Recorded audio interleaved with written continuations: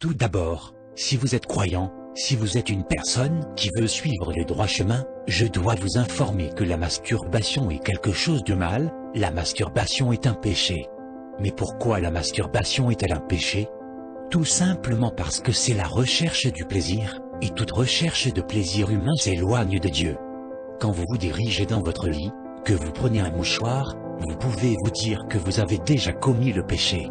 Et si vous vous dites que c'est trop difficile de résister à la tentation, qu'il faut se lâcher, comme ça on se sentira mieux après, je peux vous dire que vous avez tort, vous pouvez vivre sans vous masturber, même quand on a 18 ans. D'ailleurs, est-ce que vous avez cette sensation de culpabilité et de dégoût après que le jet soit sorti? C'est normal, c'est votre conscience, c'est pour vous dire que vous vous êtes éloigné du bon chemin. Maintenant qu'on sait que la masturbation est mauvaise pour votre vie spirituelle, pour votre relation avec Dieu, je vais vous aider à y résister, à lutter contre le diable qui attend seulement que vous craquiez.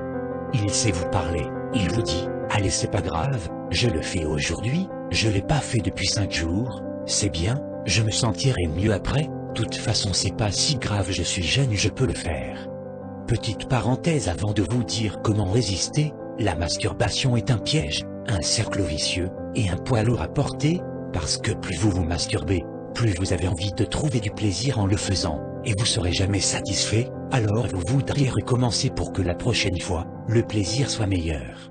La meilleure solution est d'arrêter. Bon, maintenant, passons au vif du sujet. Pour résister à la tentation, vous ne pouvez clairement pas y arriver seul, car combattre seul contre le diable est impossible, il vous détruit très facilement. Mais si vous vous battez avec le Seigneur, vous ressortirez toujours gagnant. Donc pour combattre contre le diable, vous aurez besoin d'utiliser les armes que Dieu nous a fournies. Tout d'abord, l'arme la plus puissante est la prière. Cela peut paraître vraiment banal, mais la prière est une arme vraiment très puissante, car c'est votre moyen de communication avec le ciel, avec Dieu. On peut considérer ça comme le Facebook de Dieu. Dans votre prière, demandez au Seigneur de vous venir en aide, de le supplier pour qu'il vous enlève cette envie, pour que vous ne ressentez rien quand vous voyez les parties attirantes des femmes. Si votre prière est sincère et fervente, et que vous faites aussi des actions de grâce, alors Dieu sera parmi vous et votre combat sera gagné pour aujourd'hui. Mais attention, le lendemain vous devez faire la même chose car l'envie va revenir. En somme, vous devez prier à chaque fois que vous sentez votre envie revenir. Cela peut être 1 fois par jour, 2 fois, 10 fois.